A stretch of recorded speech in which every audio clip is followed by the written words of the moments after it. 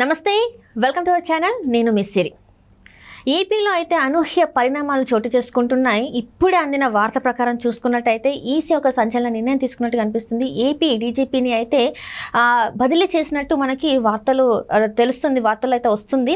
So అసలు ఈ పరిణామాలు ఎలా చోటు చేసుకుంది, ఇలాంటి అనూహ్యంగా అంటే చాలా రోజుల నుంచి అయితే మనం చూస్తున్నాం.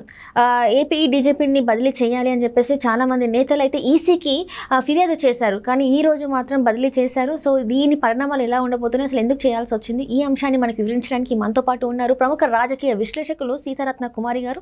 నమస్కారం మేడం. నమస్తే అమ్మా. మేడం, ఇప్పుడు చూస్తున్నట్టయితే ఈసీ ఏపీ డీజీపీ అయిన కసిరెడ్డి రాజేంద్రనాథ్ రెడ్డి గారిని అయితే బదిలీ అయితే చేశారు. ఈ బదిలీ చేసేయడానికి ఇంత టైం ఎందుకు పట్టిందంటారు? అంటే ఎప్పటి నుంచో కూడా ఆయన మీద ఫిర్యాదులు ఈసీకి వెళ్తూనే ఉన్నాయి. కానీ ఇప్పుడు ఒక 10 రోజులు ఉంది అనగా, ఎలక్షన్స్ 10 రోజులు ఉండగా ఇలాంటి ఒక మార్పును ఎందుకు, కీలక నిర్ణయం ఎందుకు తీసుకున్నారు అసలు? అంటే ఒకటి అండి, ఎలక్షన్ కమిషన్ అన్ని రాష్ట్రాల మీద డేగ కన్ను వేస్తుంది అధికారుల మీద. ఎందుకంటే ఇది ఎలక్షన్ ప్రాసెస్ అనేది ఒక ఇంత పెద్ద ప్రజాస్వామ్యంలో, ఎస్పెషల్లీ మన భారతదేశంలో ప్రజాస్వామ్యయుతంగా ఎన్నికలు నిర్వహించాలి అంటే పెద్ద కసరత్తు అనమాట. ఇది మామూలు, ఇది మహాయజ్ఞం లాంటిది.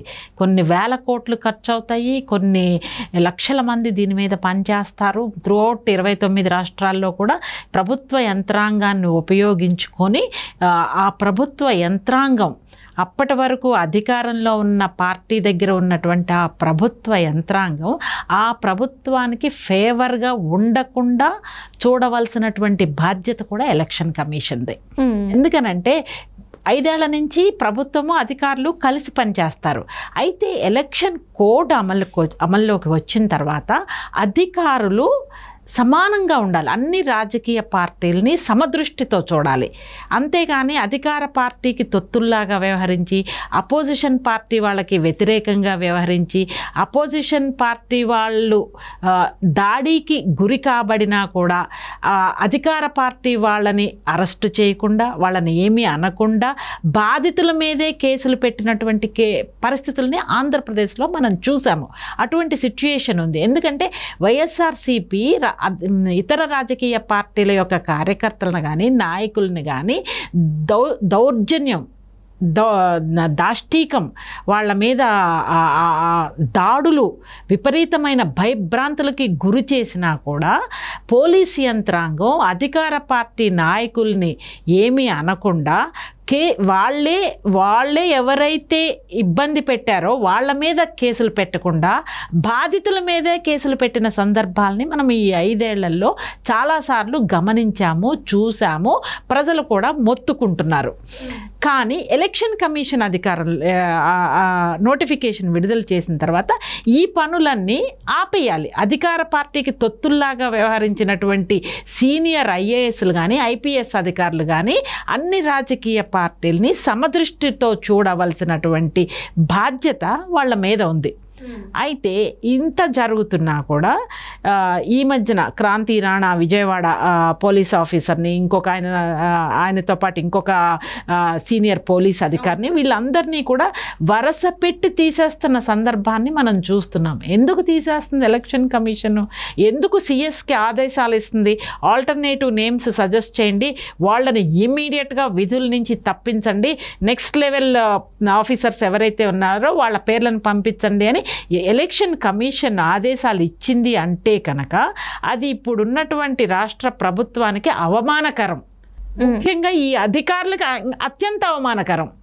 ఎందుకంటే వాళ్ళని సస్పెండ్ చేయడమో, వాళ్ళని తీసేయడమో, వాళ్ళని ఎలక్షన్ విధుల నుంచి కంప్లీట్గా ఎలక్షన్స్ అయ్యే వరకు పక్కన పెట్టడం అంటే వాళ్ళకి చాలా అవమానకరం. వాళ్ళ కెరియర్లో సస్పెండ్ చేయడం కానీ తీసేయడం కానీ ఎందుకు దిగజారి ప్రవర్తిస్తున్నారు అధికారులు? వాళ్ళకి తెలుసు ఎలక్షన్ కమిషన్ వేటు పడుతుంది అని తెలిసినా కూడా ఎందుకు తెగించి అధికార పార్టీకి అండదండలు అందిస్తున్నారు? ఏం స్వప్రయోజనాలను ఆశించి చేస్తున్నారు?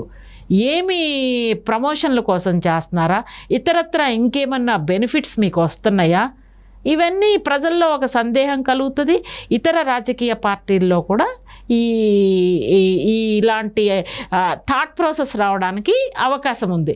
అయితే ఇప్పుడు జవహర్ రెడ్డి గారు కూడా ఇలాంటివి ఏమన్నా ఉంటే, బికాజ్ ఆయన CS, he has to take, he has to set everything. అలా చేయకుండా ఏం చేస్తున్నారు, ఆయన కూడా అధికార పార్టీకి తొత్తులాగా వ్యవహరించడం వల్ల ఈ రోజున ఇవన్నీ చూసి ఈ తెలుగుదేశం పార్టీ కానీ అదర్ పొలిటికల్ పార్టీస్ ఎవరైతే ఉన్నారో వాళ్ళు ఎలక్షన్ కమిషన్కి ఫిర్యాదు చేస్తాం అనేది జరిగింది.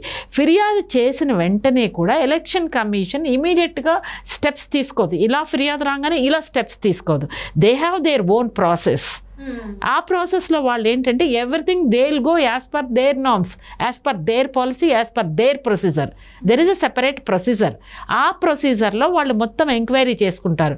ఓకే, ఈ రెడ్డి ఎవరైతే ఉన్నారో ఇప్పుడు అధికారి, ఈయన నిజంగానే అపోజిషన్ కంప్లైంట్ ఇచ్చినట్టు అధికార పార్టీకి తొత్తుల్లాగా వ్యవహరిస్తున్నారా, సమదృష్టితో సమభావంతో చూడటం లేదా, ఒక పార్టీకి దాసోహం అయ్యారా అనేది క్లియర్ కట్గా వాళ్ళకి ఇన్ఫర్మేషన్ వచ్చిన తర్వాత మాత్రమే వాళ్ళు చర్యలు తీసుకోగలరు. ఎప్పటి నుంచో అంటున్నారు అపోజిషన్ పార్టీస్, కొంతమంది అధికారులు అధికార పార్టీకి తొత్తుల్లాగా వ్యవహరిస్తున్నారని చెప్పేసి అంటున్నా కూడా ఈసీ కొంత టైం తీసుకొని ఇంకా నెక్స్ట్ ఎలక్షన్ 10 డేస్లో ఉంది అనగా, నాట్ ఈవెన్ 10 డేస్, ఇంకా లెస్ దాన్ 10 డేస్ ఉండగా వాళ్ళకి పక్కా రూఢి అయిన తర్వాత ఈ టైంలో తీసి పక్కన పెట్టారు. లేకపోతే ఏం జరుగుతుందంటే ఈ మధ్య కాలంలో కూడా రీసెంట్గా కూడా ఈ ఎలక్షన్ ప్రాసెసింగ్లో ఏమవుతుందంటే సిరి, ఒక ఉద్రిక్త వాతావరణం, సెన్సిటివ్ ఏరియాస్లో క్లాషెస్ అవ్వడం కూడా సర్వసాధారణం. ఒకళ్ళ మీద ఒకళ్ళు కొట్టుకోవడం, తిట్టుకోవడము, లేకపోతే ఉద్రిక్త పరిస్థితులకి దారి తీసే పరిస్థితి గ్రామాల్లో ఉండడానికి ఎక్కువ అవకాశాలు ఉంది. ఇటువంటి సందర్భంలో అక్కడ ఉన్నటువంటి పోలీసు అధికారులు సమదృష్టితో చూడాలి రెండు వర్గాలని కూడా. ఒక వర్గానికి కొమ్ము కాసే విధంగా ఉంటే అది తప్పు. ఇప్పుడు జరుగుతున్న ఆంధ్రప్రదేశ్లో పరిస్థితి ఏంటంటే అధికార పార్టీ కార్యకర్తలకి నాయకులకి కొమ్ము కాస్తున్న వైనం. సో దాంతో ఏంటంటే గ్రామాల్లో ఒక అభద్రతా భావం ఏర్పడుతుంది. అది వెరసి ఏంటంటే ఎలక్షన్ రోజున ఇంకా పెద్ద ఇష్యూ అవ్వడానికి అవకాశం ఉంటుంది. దానిని నివారించడం కోసం ఎవరైతే అధికారులు ఒకళ్ళకి ఫేవర్గా ఉంటున్నారో చూసి వాళ్ళని తీసేయడం వలన కొత్తగా కొంచెం నిజాయితీగా ఉండి ఏ పార్టీకి అనుకూలంగా లేకుండా రాజ్యాంగబద్ధంగా వాళ్ళకి ఇచ్చినటువంటి విధులను నిర్వర్తించే దిశగా ఎవరైతే ఆఫీసర్స్ ఉన్నారో వాళ్ళని పెడతారు.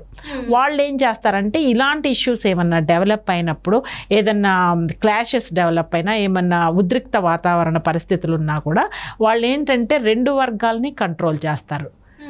లేదంటే బాధితులకే మళ్ళీ శిక్ష పడేటట్టు ఇప్పుడున్న ఈ డీజీపీ నిర్ణయాలు తీసుకుంటారు. రైట్ మనం చూసాం కూడా. బాధితుల మీదే చర్యలు తీసుకుంటున్నారు. అసలు తప్పు చేసిన వాళ్ళని పక్కన వదిలేస్తున్నారు, రాచమర్యాదలు చేసి వదులుతున్నారు. ఇది ఎంత అప్రజాస్వామికం.